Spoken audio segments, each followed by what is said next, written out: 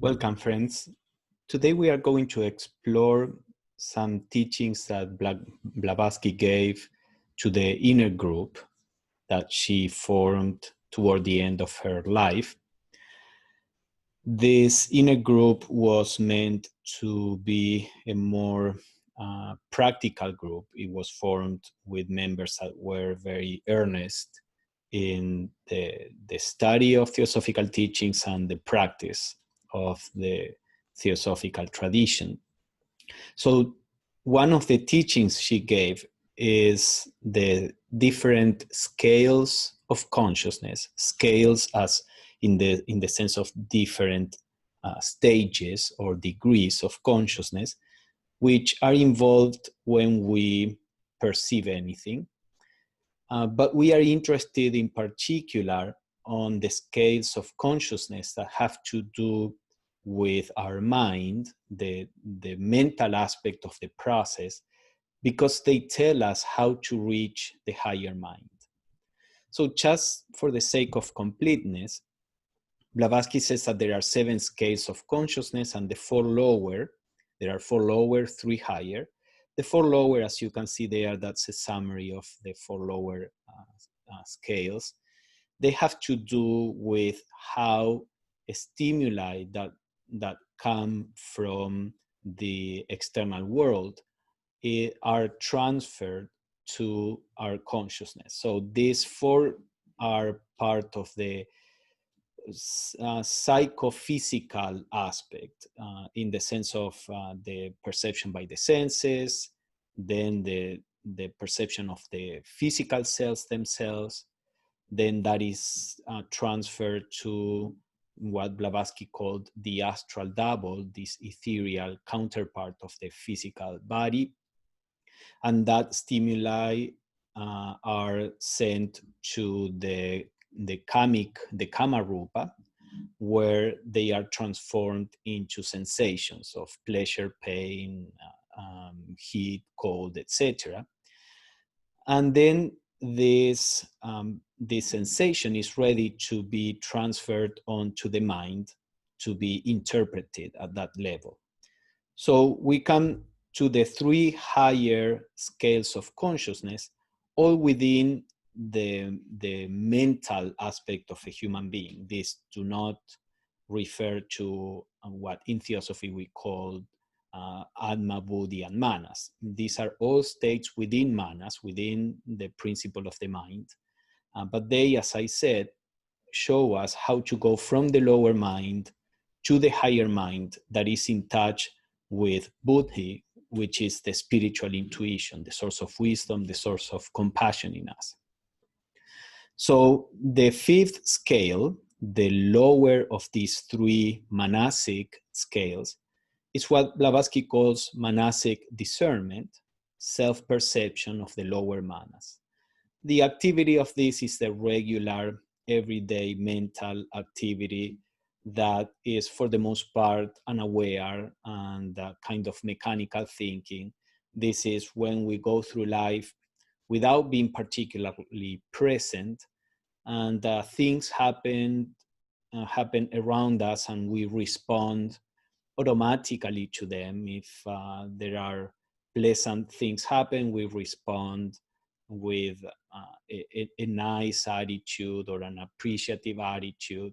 When there are unpleasant situations, then we respond with some kind of rejection, repulsion, or reaction. So this is how the lower manas works. And within the realm of the mechanical action of the lower manas, there is, of course, very little freedom. Things happen, and we can predict more or less what any person will do, any person that is working at that scale, on that scale of consciousness. This is how statistically we can predict that the population, a certain amount of people in the population are going to do this or that. And that prediction is based on the mechanicity of how lower manas works. If we have a clerk that is unkind, we can predict that in most people that will elicit an unkind response. Now, this kind of automatic response is not, of course, the only possibilities that we have in our consciousness, in our mental consciousness. There is the possibility of rising above that level of blind reaction, which is what Blavatsky calls volitional perception. This is the 6th scale of consciousness. And she explains that this is the voluntary taking in of an idea or a sensation or a situation. She says, for example, is when you are able to regard or disregard pain. So in the example that I was giving, if a clerk is unkind to us, we obviously perceive this situation, this perception goes through the 4 lower scales of consciousness, and then they are transferred to the mind so that the mind interprets what is going on. And the mind obviously recognizes that there is unkindness coming from the person, for example. But then if we are present on this scale of consciousness, we have a choice, we have a certain freedom. We may see that our emotions dislike that kind of interaction, and we have the freedom either to go along with the emotions and respond along with the emotions, or to realize this is his or her problem. There is no reason for me to respond in an unkind way, for example, or to react or to get upset. So on this level, there is a certain sense of freedom. We will see all these things in more detail in the next slides, but this is just the general idea.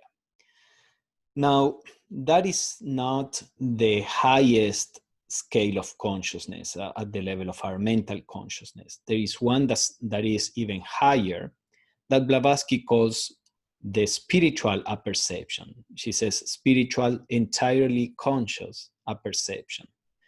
And the word apperception is used in many different ways. Many times it's used to talk about a kind of self-perception. A perception is a perception of myself or something in myself. So this is how Blavatsky uses it. She says, apperception means self-perception, conscious action, when attention is fixed on the perception. So this is a state of awareness. Something comes to us, for example, the perception of this person that is unkind and the feelings that produces in us, and we are aware of that perception. We are self-aware in the sense that we are not only aware of the person that is in front of us, we are also aware of what kind of reactions are in us.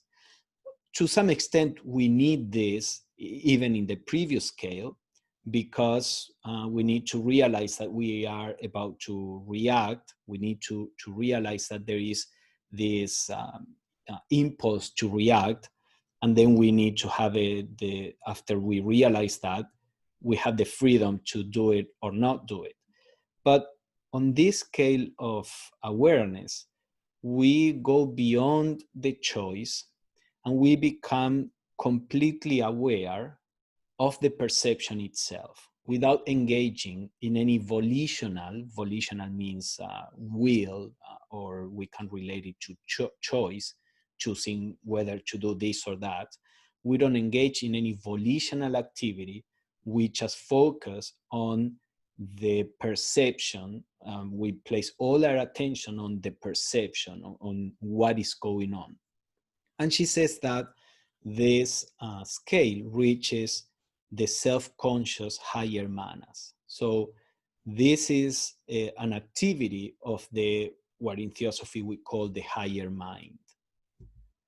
So let's see an example of what kind of work the volitional perception, the 6th scale, requires.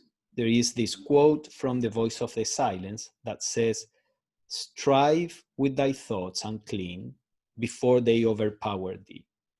Use them as they will thee, for if thou sparest them, and they take root and grow, know well, these thoughts will overpower and kill thee.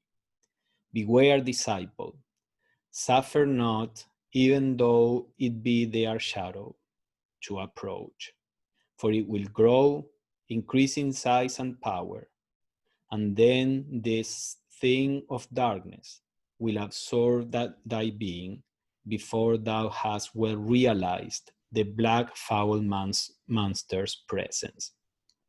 So in this poetical, and we could even say epic kind of language, this is describing how reactions take place in us. There are some thoughts and emotions, this person is disrespecting me, for example, that come into our consciousness. If we are not aware of this process that is beginning, that will trigger a reaction that, as the quote says, will eventually absorb our being in the reaction. We become the reaction. We are taken over by the reaction. And then there is no freedom. We can just do whatever the reaction does. So we are coming to the fifth scale, the lowest of these three, the one of mechanical reaction.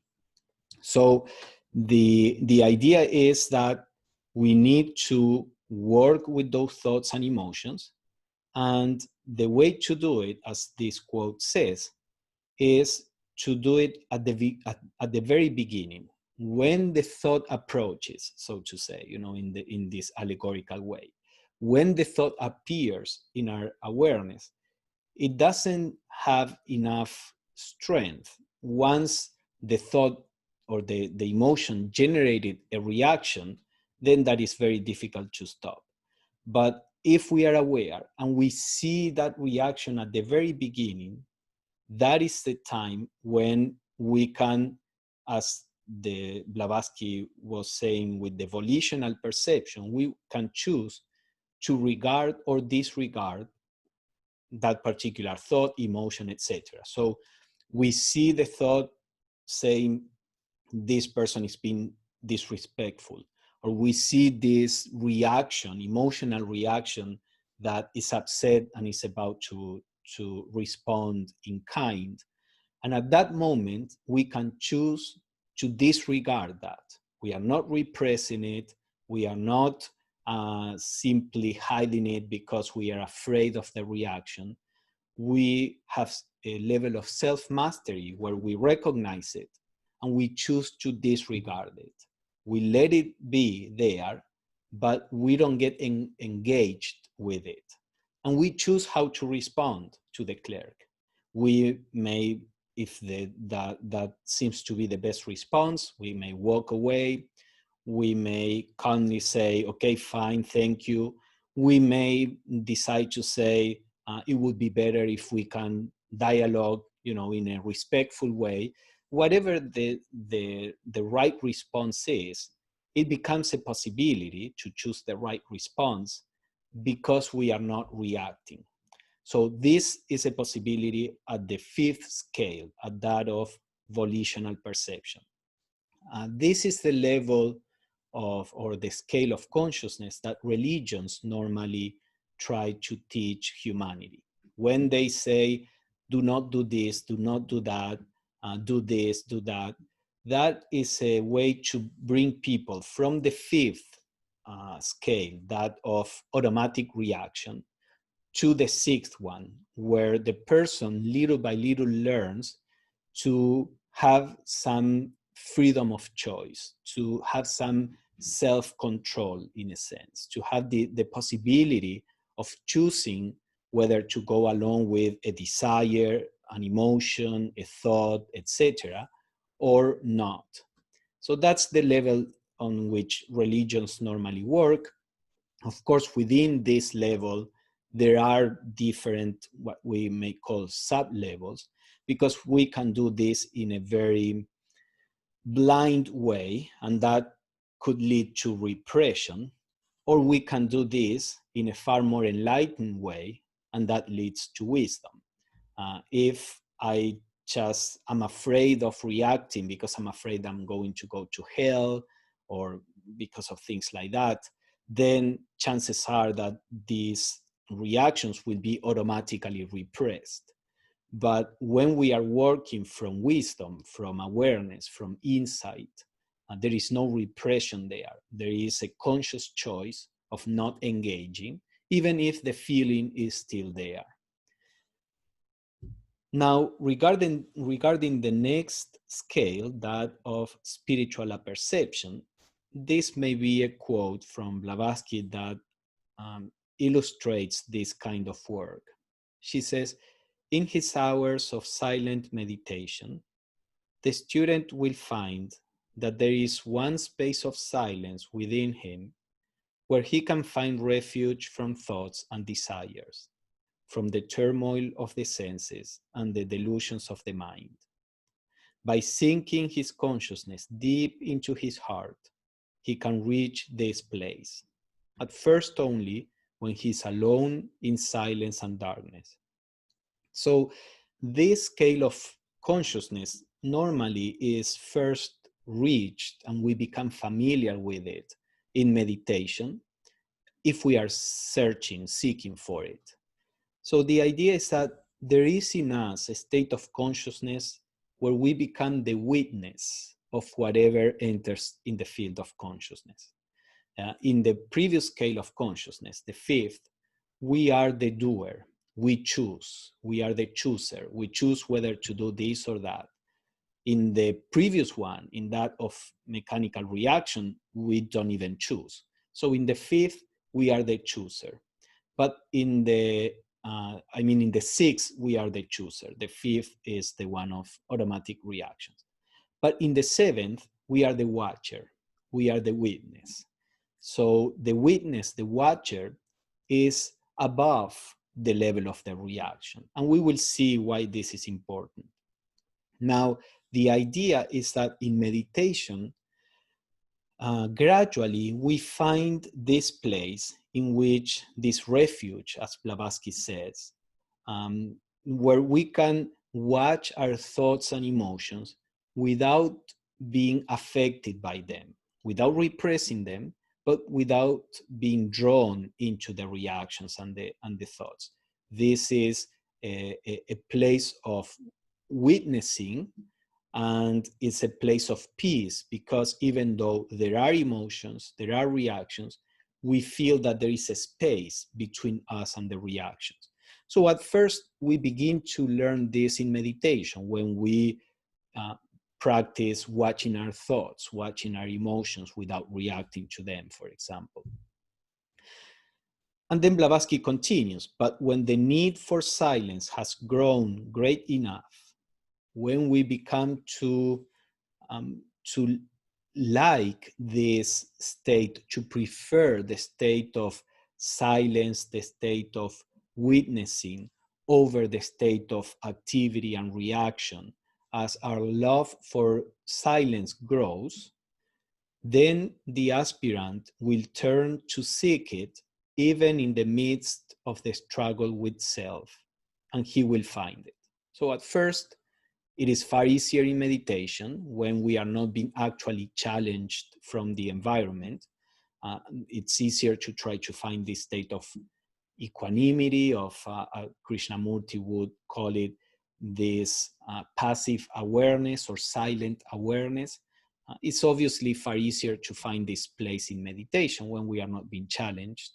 But as we become more familiar with it, as we begin to fall in love with this, then Blavatsky says the aspirant will be able to start doing this even during his or her daily life, even when we are struggling with the self, when there is a reaction and we realize that a reaction is beginning and we choose not to engage. That is the sixth scale of consciousness, that of volitional perception.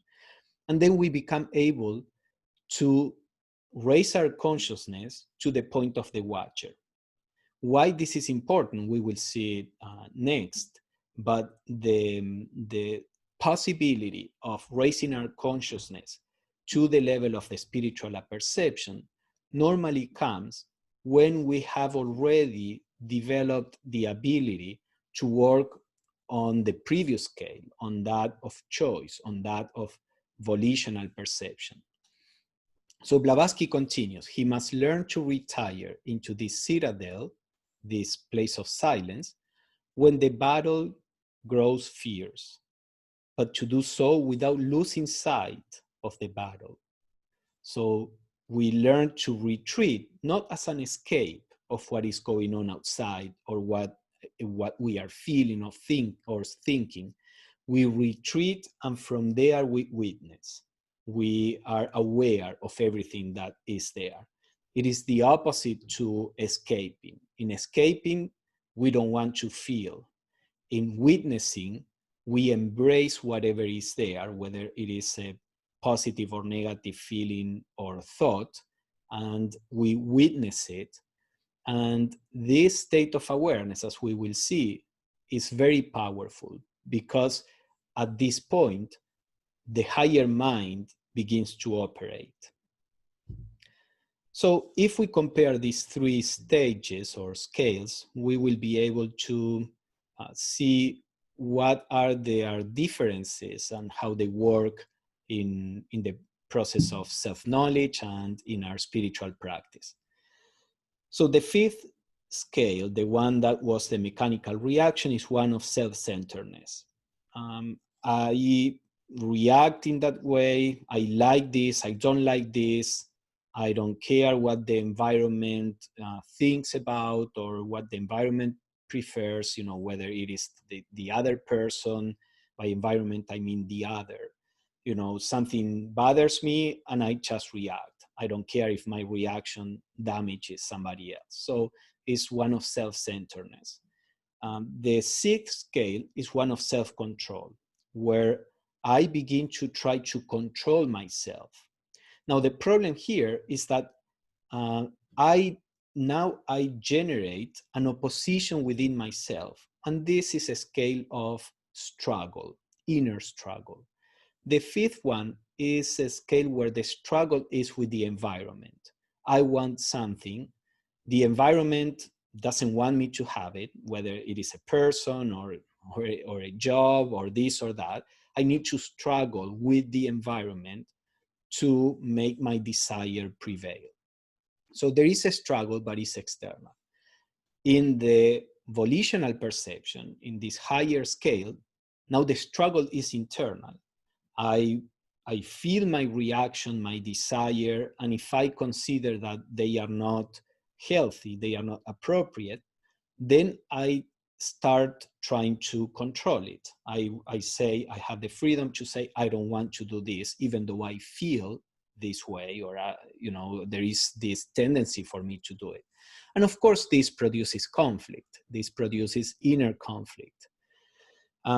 If, as I said, this is done in not an intelligent way, or if this is done out of fear of the punishment, fear of going to hell, fear of what the other person will say, we are not really choosing in those cases. There are these two external factors, you know, the reaction and the fear that is another reaction, and they fight. And if the fear is you know, stronger, then repression takes place. And this is normally an unconscious reaction. So this is not true self-control.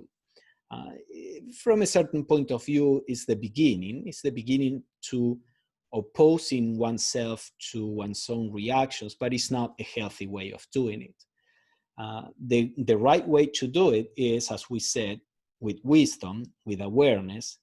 We are not being compelled by another reaction, another negative emotion, fear, shame, etc. We are compelled by our intelligence. We realize this is not the right way to respond, and that doesn't produce a reaction, a repression. But of course, it produces an inner conflict. And inner conflict, even though it may be necessary at some stage in our growth, we should try to move on from the inner conflict as soon as possible, because the inner conflict dissipates energy, produces stress in our psyche, etc. So even though it may be necessary, we should do our best to transcend it as soon as possible. Transcend it to what? To the state of self-awareness, to the next one, to the next scale of spiritual perception, where there is self-awareness. There is not self-centeredness in the sense that the state of self-centeredness, I am aware only of what I like, but that is an awareness that is, as the next column says, is identified with the reaction. I am my reaction, and all I know is my reaction, and I'm not even aware or vaguely aware if my reaction is hurting you. But my reaction is so compelling that that's all I know, and I do it. In the seventh scale, where there is self-awareness, it has some commonalities with the fifth scale, because again, I am aware of myself, but in this case, I am aware as if it were from outside. Not really from outside, because the awareness is within me. I am one with the awareness. But paradoxically, when we are one with the reaction, I am one with the reaction, but paradoxically, when we are one with the reaction from the place of awareness, there is this sense of space where I am not being taken over. My being is not being absorbed in the reaction. So it's not one of self-control. There is no inner conflict here. There is no outer conflict. In the process of self-awareness, I am not expressing my reaction externally, but I am not even trying to control it. I let the reaction happen within me. And because I am in this state of witnessing, I am not drawn into the reaction. So this doesn't produce either external nor internal conflict. Now, you will see in the practice, when you try, that if the inner reaction is too strong, it's very difficult to remain as a poised watcher without being involved in the reaction. So if the reaction is too strong, you may have to operate on the sixth scale. You may have to try to control it, to take a hold of yourself. But as you do this, as you pursue a spiritual path, reactions begin to be less strong. You know, here and there, we don't, it's not, spirituality is never an all or nothing. But little by little, in different areas of our lives, reactions begin to be less strong, and the possibility of being aware, witnessing the reaction without getting engaged with it, begins to open up to us, this possibility. So, as I was saying, the state of self-centeredness is one of identification with the reaction, and it's one of unity in a sense. I am my reaction. Now, in the state of self-control, there is a state of duality. I am different from the reaction.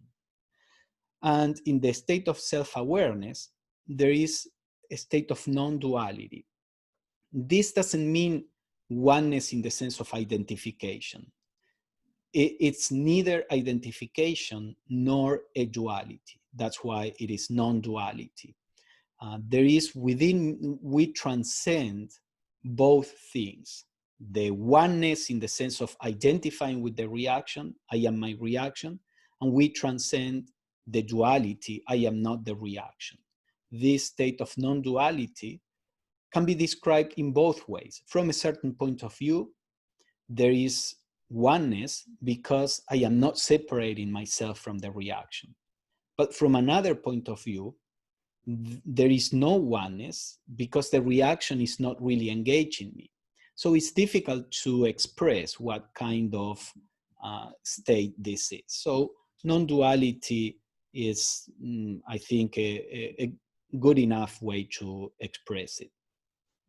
Now, if we look at how this is experienced, in the fifth scale, there is an automatic reaction, as we said. In the sixth scale, there is an inner struggle where we are trying to handle the reaction. Now, in the seventh, when we are witnessing, there is a possibility of a spontaneous action, a spontaneous response. By spontaneous, we mean a response that is neither mediated by the mind choosing what would be best to do. Let us rephrase it. This would be the lower mind choosing what is the best to do. There is neither that nor the automatic reaction going along with the feelings or the thoughts that are in my consciousness.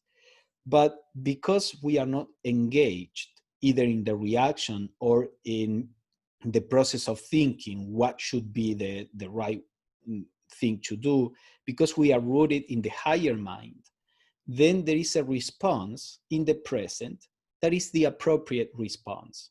It's not the outcome of thinking, it's not the outcome of choice, it's not the outcome of simply reacting. It is a spontaneous action, a spontaneous response that brings the wisdom that is present in the higher mind. So it's an appropriate response when we can position ourselves there.